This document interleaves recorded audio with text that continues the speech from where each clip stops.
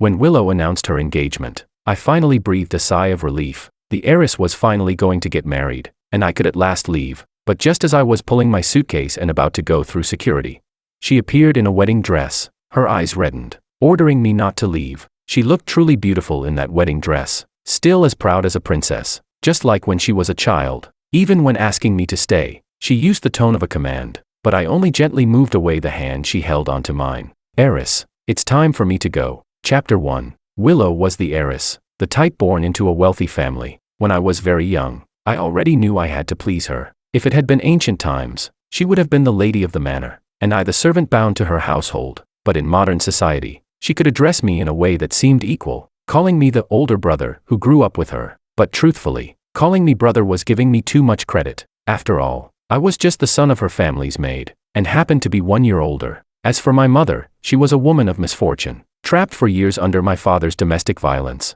That night, while he was drunk, she finally escaped. I had run barefoot down the street, crying, chasing after her. In the end, she couldn't bear to leave me behind, and took me with her. Life in the big city was expensive, but at least easier than in the countryside. With no education and no connections, she could only work as a cleaner, taking hourly jobs. But she was lucky. Her employer took notice of her and hired her as a live-in maid for the Liu family, bringing me along. That was my first time stepping into a villa, my first time seeing a family so wealthy. It was also my first time seeing Willow. She came down the staircase in a princess dress, elegant like the princesses I'd seen on the mall's giant screens. I stared, unable to blink, until another equally privileged child beside her snickered at me. And then, for the first time, the princess touched me, slap, with her palm. She said, "Don't look at me with those lowly eyes." Her voice sharp and cruel. I held my cheek, not daring to cry, my eyes cast down. So this was it. Not all princesses were kind.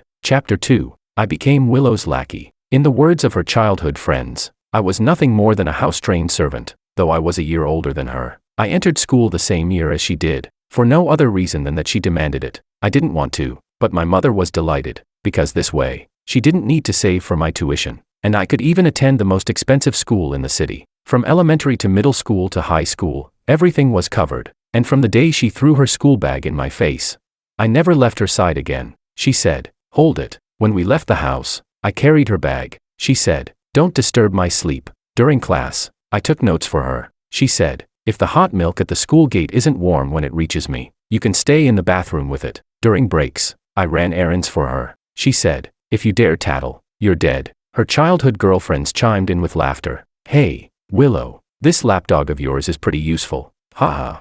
Hey, buy one for me too. Oh wait, you've got no money. Here, pick up what's on the ground, then it's all yours." The homework was done by me, starting with 2 copies, and later 5. Once I was also writing for her friends. I had no power to resist, no ground to refuse, because her family was the only lifeline for me and my mother. The malice of children comes without reason, simply because I was from a different class, yet forcibly squeezed into their circle. Back then, I didn't understand. I thought it was just because we were all still young, so they followed this kind of clique culture. I told myself not to be extreme, not to generalize, not to make the mistake of thinking the world was only what was around me. Yet, when I grew older, I suddenly realized, blindly interpreting others with my own kindness was also a kind of extremity. The environment I lived in, the unspoken rules I followed, they were the world. Class is an unbridgeable chasm. I could never become part of the rich kids' circle, so when I appeared in those places that did not belong to me, it was only natural that I felt pain. But when I finally understood this, Willow did not, even though, from the very beginning, she was the one who taught me so. Chapter 3. Willow didn't think she was bullying me. In fact, I gradually stopped thinking she was bullying me either. Once someone lives long enough in an unreasonable environment, that environment naturally begins to feel reasonable. Not to mention how it looked to outsiders. The Liu family was truly good to my mother and me. When I was 15, they even gave me a separate room, right next to my mother's. When I went out with Willow, I rode in her family's different luxury cars. The school we attended was a well-known elite private school. Our uniforms were custom made by the school. What Willow's family ate and drank was never what ordinary people could afford. At first glance, I was living the life my mother had never dared to imagine. She always wiped her eyes and said, "This is really good now." Yes, compared to that young rural woman who used to suffer domestic violence, life now was really good. I gradually got used to it. Willow was the heiress. I accepted, with a numb calmness, the name they gave me, Liu Mrs. Lackey. Here, at least, The material conditions were undeniably excellent. I grew taller and kept my grades in the top 10 of my year because I dared not slack off. By high school, some girls even started talking about me. The first time I was playing basketball and a girl came over to bring me water, I knew I was finished. That day was one of the rare times Willow lost her temper. She flew into a rage. Which one of your things wasn't given by my family? You eat what my family gives and drink what my family gives, so you turn out like that. You're using my family's stuff to pretend to be a rich second-generation kid to pick up girls. What? Are you trying to usurp the nest and turn host into guest?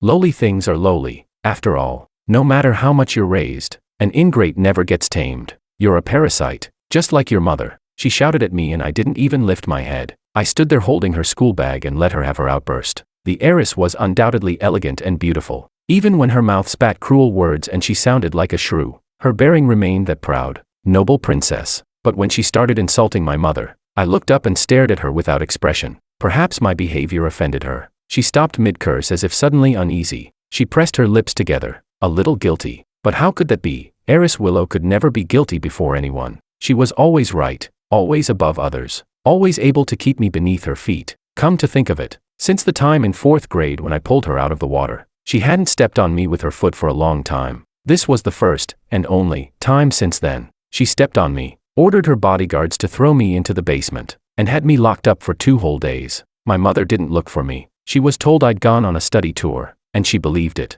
That day she opened the basement door and looked down at me from above. I had been cooped up for 2 days. My whole body reeked, and I was covered with the bruises left from when her bodyguards had disciplined me, miserable and disheveled. She still looked like a princess, a pretty white dress, a crystal hairpin, peachy pink lip gloss. Those beautiful almond-shaped eyes looked at me with only contempt as she asked if I knew what I'd done wrong. I didn't know what I had done wrong, but I obediently admitted it. She was satisfied and let me go, telling me to hurry and wash. You stink. Behind her, her childhood friends watched me with eyes full of disgust, their contempt barely hidden. Chapter 4. It wasn't hard to notice that Makoto liked Willow. Plenty of people liked her, after all. She was beautiful and came from a good family. Her arrogance was only aimed at me. In her own circle, she was practically the embodiment of truth, goodness, and beauty. After all, how many heiresses would lower themselves to call the maid's son brother, share food and drink, spend money and effort on him, and even bring him along everywhere? To them, she was nothing short of an angel. Yes, many people liked Willow, and Makoto was the one most suited to the saying, the pavilion closest to the water gets the moon first. Of course, they never counted me in. What was I, after all? Say that Willow liked me. That was nothing but the heiress's possessiveness at work. She would get angry even if I passed an exam paper to the student behind me, let alone if someone tried to lower her place in my order of priorities, though I hated to admit it. In my short life so far, Willow ranked first, right after my mother. I couldn't blame my mother, and I couldn't blame Willow. The only one to blame was myself. I was the one who insisted on following my mother when she escaped. I was the one who appeared in front of Willow when I shouldn't have. She happened to need a lackey to order around, and I happened to be there. Everything was just so coincidental. Makoto mocked me. You're overestimating yourself, a toad dreaming of eating swan meat. Don't you dare harbor any foolish fantasies. After school, Makoto cornered me in an alley with a few others. They deliberately hit me only where clothes could cover.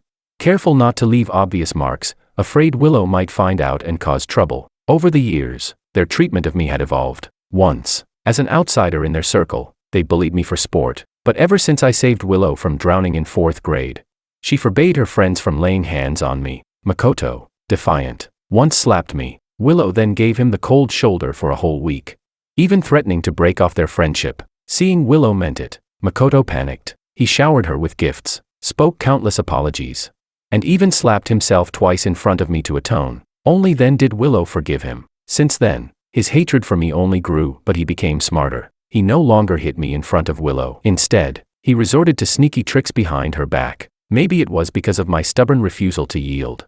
Or maybe because no matter who struck me, I would ignore the others and go straight for Makoto. He lost his temper and, for the first time, went in brutally. I collapsed on the ground, spat blood, and coughed hard, my chest aching. He had just swung a baseball bat into my ribs. I guessed one was cracked, which explained why every cough made me spit more blood. The others, seeing blood, grew nervous and backed away. Only Makoto remained unfazed. He used the bat to lift my chin, his expression full of disgust as he looked at me. He said, "Don't ever think Willow would fall for you. You're nothing but her dog. Be smart, and stay the hell away." Chapter 5. the moment Willow rushed forward and hugged me. I couldn't help but cry out in pain. I was so weak I couldn't stand steady, and I dragged her down onto the carpet with me. Of course, I still remembered to cushion her fall beneath me, but through the torn sleeve of my shirt, she caught sight of the bruises on my arm, beneath my clothes. My body was covered in overlapping old and new wounds, dense and frightening. She burst into tears. It was the first time I saw her cry, the first time she cried, for me. Her voice trembled as she said, "Who did this? Who dares bully someone from the Liu family? George, why didn't you tell me? George, does it hurt?" The heiress's tears were even more unbearable than her cruel words. If her parents ever found out she shed tears for me, my fate would be worse than now. Luckily, during this time, the family business was expanding and required her parents to travel often. Luckily, Makoto's family power wasn't as strong as Willow's, so he could only endure. Luckily, that day, I waited and waited, until the timing was perfect for me to appear before Willow. Luckily, so lucky, the day Makoto was forced to leave school and go abroad. Willow didn't even glance back at him once, but I did. Across the crowd, I looked at him calmly, lips curving up at just the right moment. His eyes went bloodshot with rage, unwillingness, and disgust, all twisting his face into something revolting. I only lifted Willow's school bag off her shoulder in silence. From afar, it looked as if I had my arm draped around her. Fallen leaves drop soundlessly beneath a great tree, decaying into the soil as nourishment. In a twisted environment, sickly vines grow unchecked. Chapter 6. Makoto was gone, and it was as if I was the one walking side by side with Willow. But the heiress could never be with the maid's son. She herself could never accept something so filthy. She was just used to me being by her side. Beneath the blazing sun, Willow tossed aside the freshly squeezed juice her parents had prepared for her, dropping it into the trash with disdain. Girls at this age are rebellious, as if their bodies no longer fit their own shells. Like fledglings desperate to break through their shells, the endless instructions of their parents grow loathsome, while hidden controls seep into every aspect of life,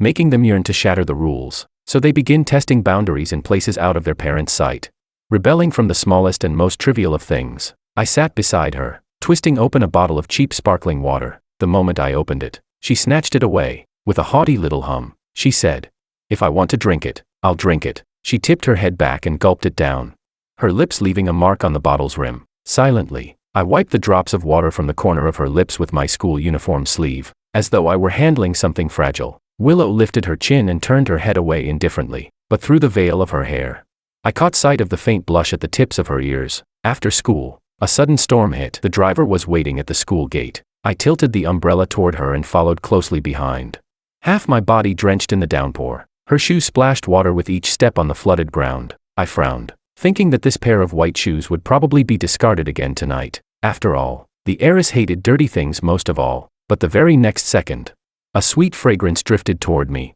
Willow turned toward me, tugged on my collar, pulling me so close the umbrella handle pressed against her chest and left a red mark. She said, "Stand closer. If you catch a cold, who's going to do my homework?"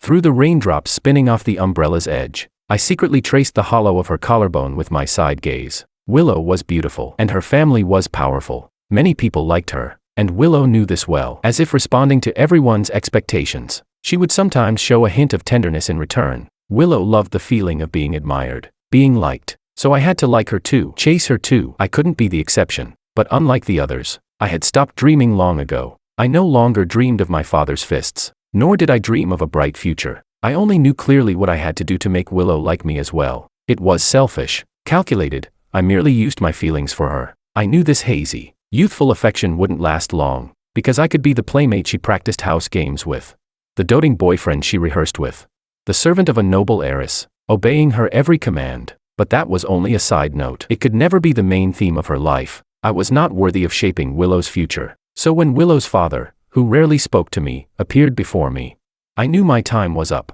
The acceptance letter I had dreamed of was placed in front of me. Mr. Liu said, "Thank you for taking care of her all these years." He continued, "Willow is a flower raised in a greenhouse, naive, willful, reckless." The next second, he handed me another letter. "You see, she's even received her admission to Cambridge." He chuckled softly then, as though recalling something amusing. Wearing expensive loungewear, seated properly in the family's tea room. Even in the casual act of brewing tea, his presence carried a cold, commanding aura, yet wrapped beneath the shell of a loving father. It appeared courteous and refined. He went on. "She told me she didn't want it. She said she didn't want to go abroad. She wanted to attend the same university as you." He set the teacup steadily before me, while secretly I clenched my palms tight. He said, "You're a good kid." He savored a sip of tea. The liquid was amber. Golden ripples reflected at the bottom of the white porcelain cup. Then he said, "There are some truths you should already understand." Of course, I understood. The moment I walked out of the tea room with that acceptance letter in hand, I finally let out a breath of relief. Those glaring words on the page, at last, they meant I could leave the Liu family. Chapter 7. Willow was furious. When the ink on the Cambridge acceptance letter blurred under the sweat on my fingertips, she suddenly slapped the envelope across my face. She shouted, "Get it away. Didn't I tell you to get it away? Can't you understand?"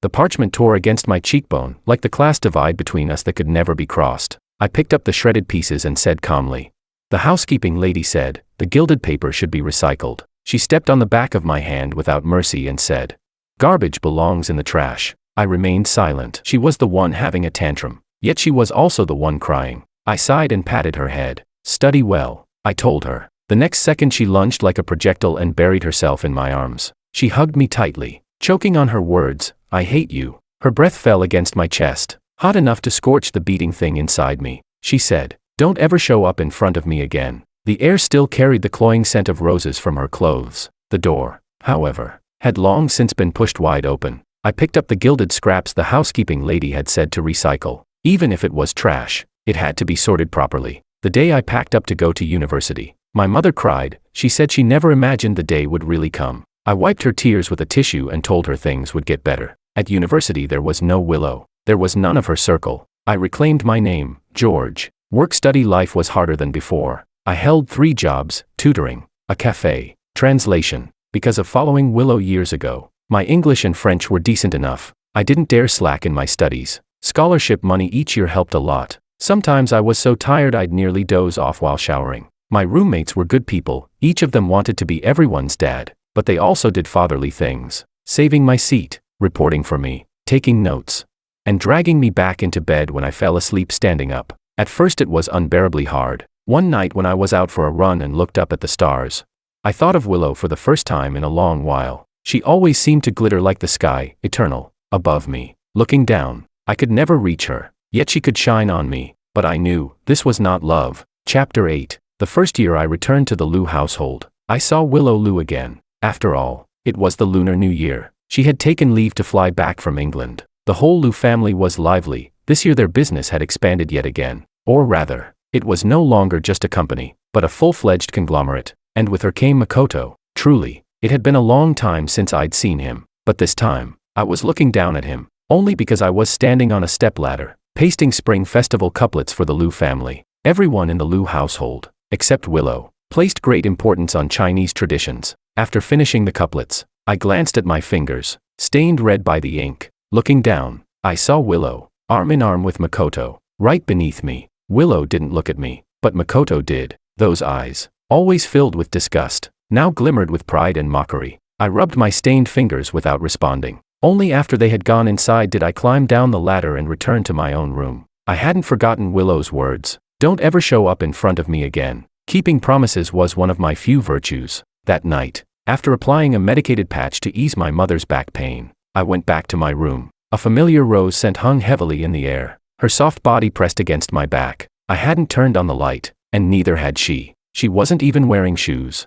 The pair of leather wool slippers sat neatly at my bedside. I patted her hand, signaling for her to let go. Then I walked over, picked up the slippers, and guided her to sit on the chair. I helped her slip them on. I said, "They're cold." But she deliberately lifted her leg and kicked them off again. Her pale calf slid out from beneath her satin nightdress, stretching out before me, whiter than the snowy New Year's Eve landscape outside. I bypassed her leg, retrieved the slipper, and placed it back on her foot. When she tried to kick it off again, I pressed it gently to the floor. I said, "Go back." The room was dim, lit only by faint light spilling through the window. I couldn't see her face, only hear her breathing turn uneven. She said, "Don't regret this." She stood, her head only reaching my collarbone, her figure slimmer than before. It seemed English food hadn't suited her taste. She waited a moment, but I still said nothing. The sound of those soft, expensive leather slippers stomping across my floor was deafening. The door slammed shut. Soon after, I heard a maid's voice in the hallway. "Ah, Heiress, why are you crying? Get out." I still didn't turn on the light. My lungs filled with nothing but the scent of roses. Mistakes can be corrected. Wounds may heal with time. But could sincerity and obsession, feelings nearly equal to love, truly erase everything? I'm sorry. Affection cannot change the fact of who was the bully. Affection cannot erase what already happened. I don't hate Willow, but I don't love her either. I am just a lowly, ordinary person, only wanting to take my mother away. Chapter 9. The Liu family had always treated us well. Willow's parents were kind even to the servants. My mother worked there for 16 whole years. When she finally left, she received a generous red envelope. The day I took her away, Willow wasn't there. She rarely came back anymore, and I hardly saw her at all. She not only studied abroad but was planning to work and settle overseas. As the Liu family's only daughter, there was simply too much for her to learn and take part in, and the distance between her and me grew wider and wider. One day, the housekeeper cleaning her room accidentally found stacks of plane tickets, flights from London to the city where my university was. In those 3 years, she hadn't been with Makoto, and had even refused the marriage her father tried to arrange. I no longer knew the details of her life. Later, I got busier myself. I joined a project that achieved good results,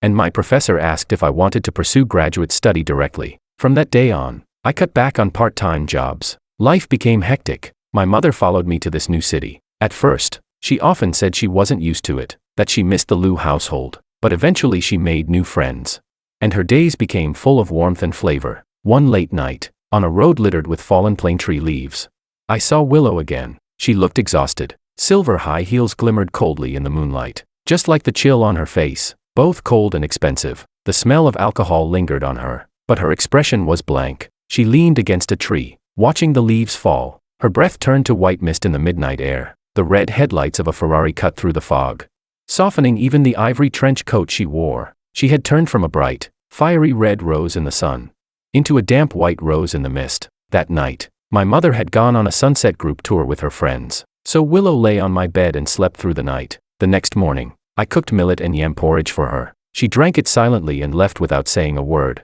Later, I learned from the news, Willow's father had brought home his illegitimate son. Of course, Mr. Liu was a shrewd businessman.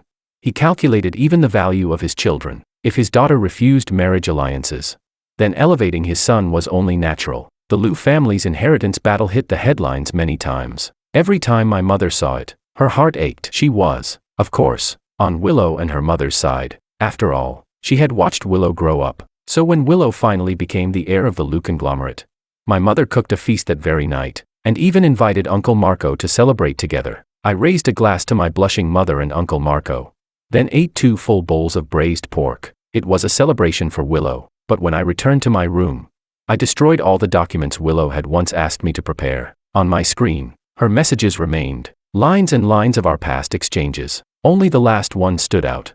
Sent just 30 minutes before I won. Don't you have anything to say to me?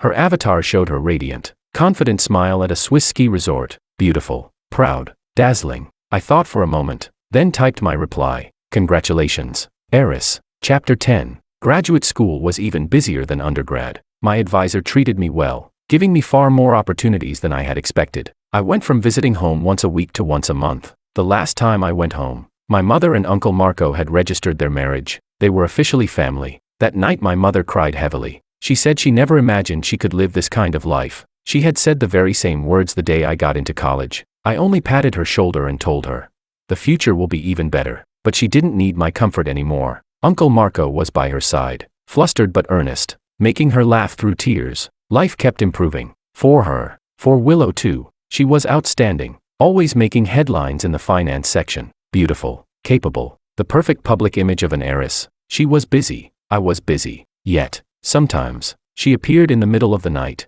The plane tree turned yellow, bare, sprouted, greened. She had watched it cycle through all 4 seasons. The last time I saw it, its leaves had turned yellow again. She wasn't wearing sharp stilettos anymore, but soft leather shoes. I told her not to step in the mud. Her shoes would get dirty. She ignored me, grinding her heel into the soil a few more times. Yes, she had never listened. She asked, graduated? Her voice was colder than before. I nodded calmly. I pulled out a wet tissue, planning to clean the dirt off her shoes. She asked, then are you coming with me? The damp paper chilled my fingers as I crouched to wipe her shoes. I'm going to England, I said, for my PhD. Her relaxed leg stiffened suddenly, making the shoe bulge awkwardly. She pressed her lips together. Already arranged. I nodded again. Got the offer. She gave what seemed like a bitter laugh. Her radiant, bold face staring straight at me. After a pause, she said, "I'm getting engaged next week." My hand froze. I clenched the dirty tissue tightly, then looked up. "Congratulations." Her amber eyes locked onto me, and again she asked the same question. Drawing in a breath, she pressed, "Don't you have anything else to say to me?"